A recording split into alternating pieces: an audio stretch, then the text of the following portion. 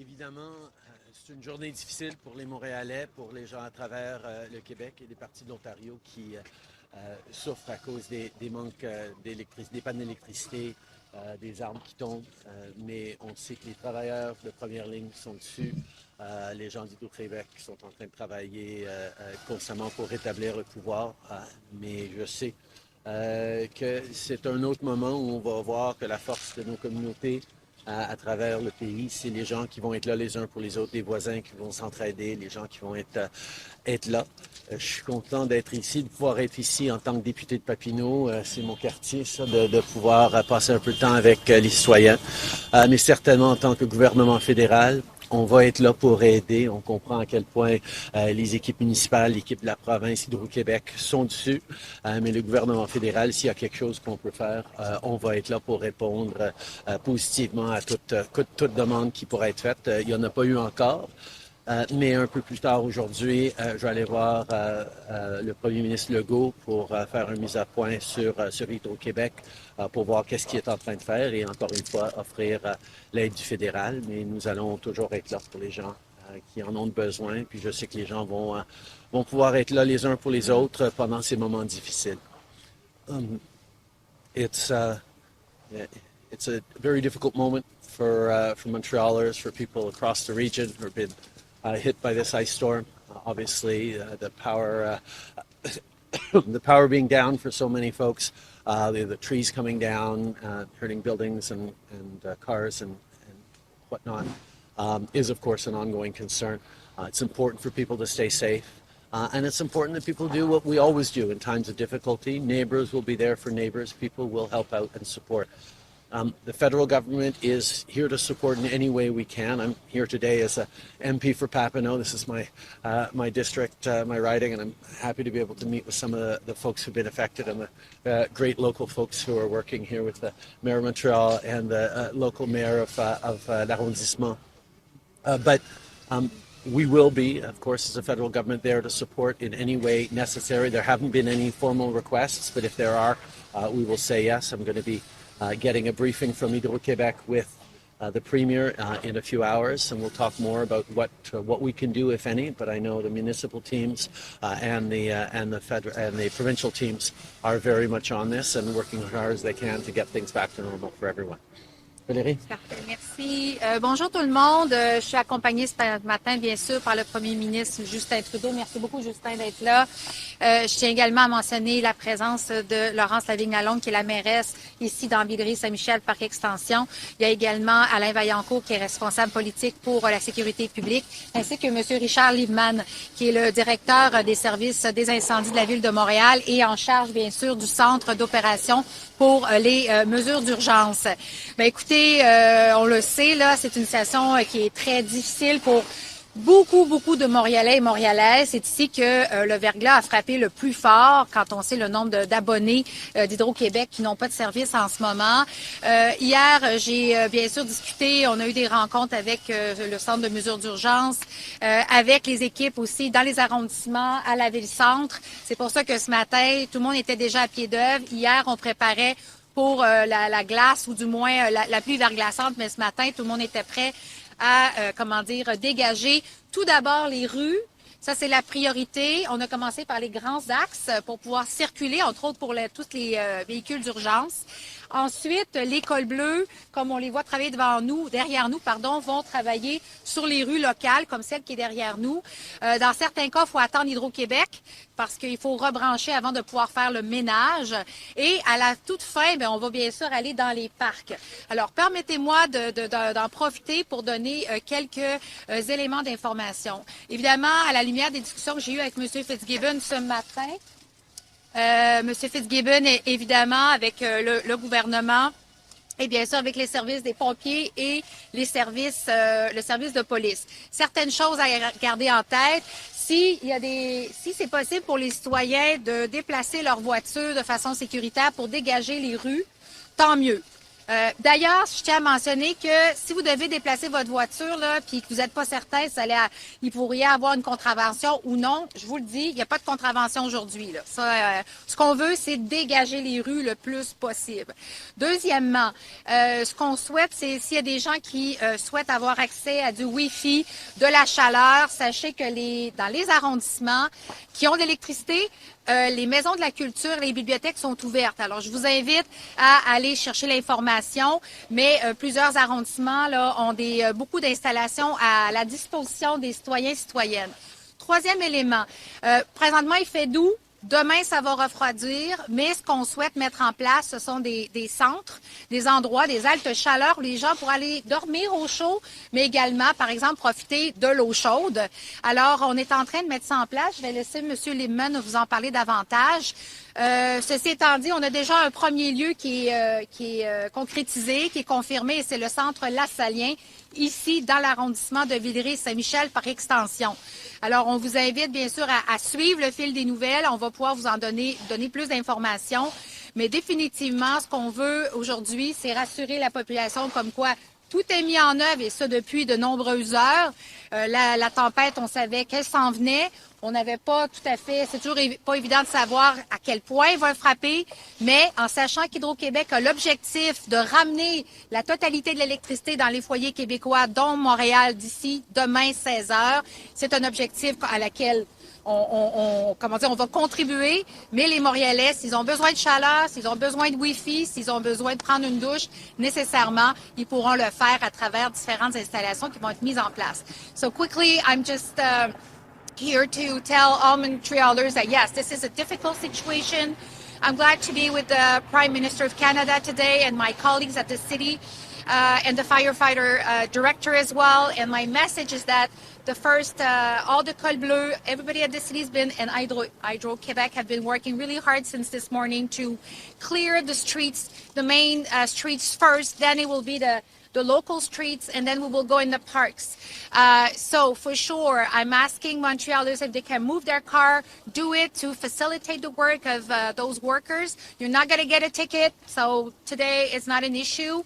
I invite the population to be careful also because it's dropping. There could be some ice falling from trees, but also from the wire. And by the way, it's not a good day to go in parks. Please, and it's going to take a while before we clean up all the parks. So that's very important. And today there will be libraries and centres culturels that will be available for people if they want to have some Wi-Fi and to get some heat. And also because it's going to be a bit colder in the next coming days, we will be opening some center for people to go and sleep in a warm place and also to take a shower. We already have a confirmed place, and it's the Centre Lassalien, which is right here in the borough of Villeray-Saint-Michel par extension. I will now leave it to Monsieur Liebman, who's the director of le département des services des incendies de la ville de Montréal. Mr. Liebman. Merci, Madame la mairesse. Donc, le Centre de coordination des mesures d'urgence pour l'agglomération de Montréal est en action depuis hier soir. Ce matin, on a basculé en mode intervention parce que les prévisions pour le retour d'électricité sont plus longues qu'on s'attendait hier. Et c'est important à comprendre que comparativement à 1998, il n'y a pas de lignes de transmission majeures qui sont touchées. C'est principalement des lignes de distribution locale. Donc, ça va prendre un certain temps pour Hydro-Québec à rétablir le courant, mais il n'y a aucune ligne de transmission majeure qui est impactée. Donc, de ce côté-là, c'est des bonnes nouvelles. Le service incendie a également rehaussé les effectifs pour être sûr qu'on est présent et on est prêt à répondre à toutes sortes d'urgences. On a plusieurs appels en attente. Le message le plus important que j'ai pour vous aujourd'hui, c'est éviter à tout prix d'utiliser des appareils de cuisson ou des appareils de chauffage à combustion à l'intérieur. On va ouvrir des centres d'hébergement d'urgence à partir de ce soir. On va vous communiquer par tous les moyens possibles les localisations de ces centres. Ça va être sur tout le territoire de l'agglomération de Montréal selon le besoin. On est en train d'analyser en ce moment quels sont les meilleurs lieux et les lieux qui ont de l'électricité stable. Les infrastructures critiques ne sont pas touchées, sont toutes alimentées par génératrices ou ont de l'électricité. Donc, il n'y a pas de risque majeur à ce niveau-là et le centre de coordination continue à coordonner avec les arrondissements, les villiers, tous les partenaires internes et externes pour assurer la sécurité de l'agglomération de Montréal. So briefly in English, compared to 1998, this is not the same situation. We don't have any major transmission lines that are affected. It's mostly local distribution lines. So it's going to take Hydro a little while to get power back. The Emergency Operations Center is in operation since last night in the planning stages, and this morning we moved into intervention mode because of the prediction that it may take a little bit longer to get electricity back everywhere. All of our critical infrastructure sites have been stabilized. They do have electricity or generators. Very important to tell everybody, please do not use any kind of combustion appliances inside, whether for heating or for cooking. We will have shelters open as of tonight, especially for tomorrow night when the weather starts to get a little bit colder. So we will communicate those by all means possible on social media platforms and through other means across the day once we can confirm the locations and our analysis is complete. And as the mayor said, I'd like to reiterate also, not a good time to take a walk. Please be careful of everything above you, whether it's branches or power lines, because ice is falling, the temperature we have right now, and we don't want anybody to get hurt. Thank you very much. Commentons les questions en français d'abord sur ma gauche et puis on va continuer vers la droite. Allez-y, Étienne, pour nouveau. C'est une illustration peut-être de l'accélération des événements de météo extrêmes. C'est un peu ça qu'on voit aujourd'hui. Écoutez, on voit au fil des dernières années, que ce soit des ouragans comme l'ouragan Fiona, que ce soit des feux de forêt, que ce soit des inondations, les changements, les événements météorologiques extrêmes seront plus fréquents. On peut évidemment pas attacher un événement spécifique au changement climatique, mais l'ensemble, on sait que c'est une réalité. Est-ce qu'on est prêt, les villes ou le pays? C'est toutes sortes de réflexions que nous continuons d'avoir. On a mis sur pied une stratégie nationale d'adaptation au changement climatique qui consiste à rebâtir en mieux quand il y a des événements, savoir que oui, de bâtir différemment pour pouvoir être plus résilient en face d'incertitudes qui malheureusement vont augmenter. Quels sont les programmes, l'aide fédérale qui est disponible? À quoi vous attendez-vous? Je parle de montants ou de programmes spécifiques ou même de matériel? On a des programmes, on a des programmes pour aider, pour dédommager. Je ne suis pas sûr qu'ils vont s'appliquer dans cette session-ci, mais ça dépend entièrement de la ville et de la province en train de faire des demandes du fédéral. On va être là pour aider dès qu'il y a des demandes. Limitons-nous à une question. Pardon?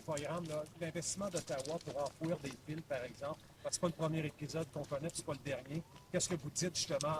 Ottawa peut-il investir massivement des millions pour enfouir des villes? Comme j'ai dit, on a mis sur pied, juste l'année passée, la stratégie nationale sur l'adaptation. Et ça fait partie des genres d'investissements en infrastructure qu'il va falloir qu'on fasse.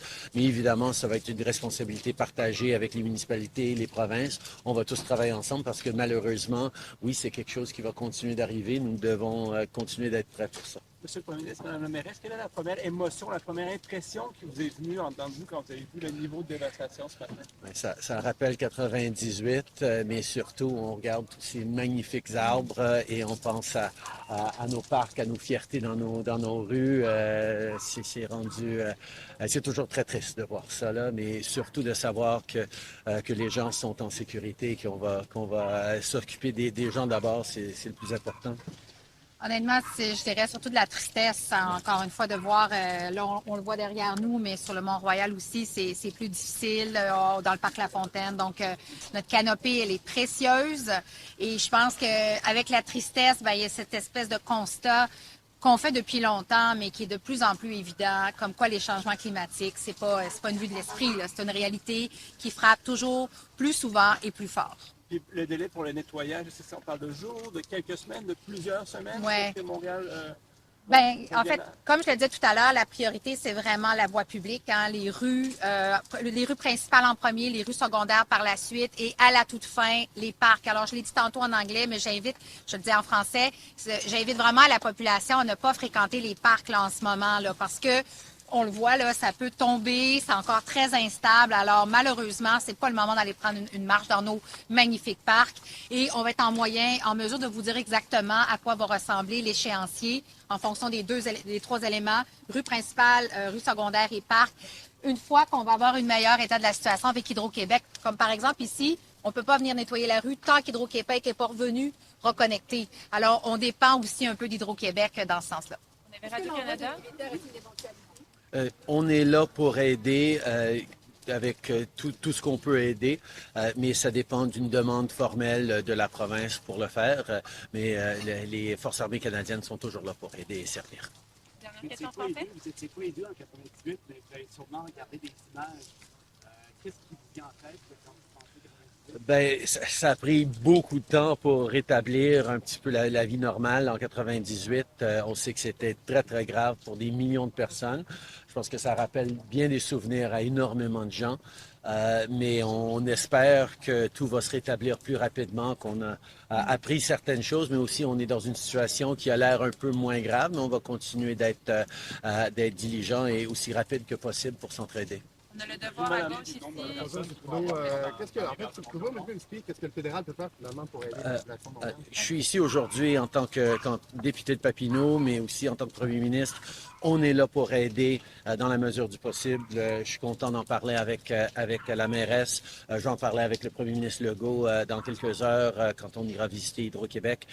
Mais on est là pour aider, mais ça dépend des demandes de la province et de la municipalité qui ont énormément d'effectifs, qui sont en train de travailler fort. On peut être là de façon qu'ils vont aider. Dernière question en français puis en anglais.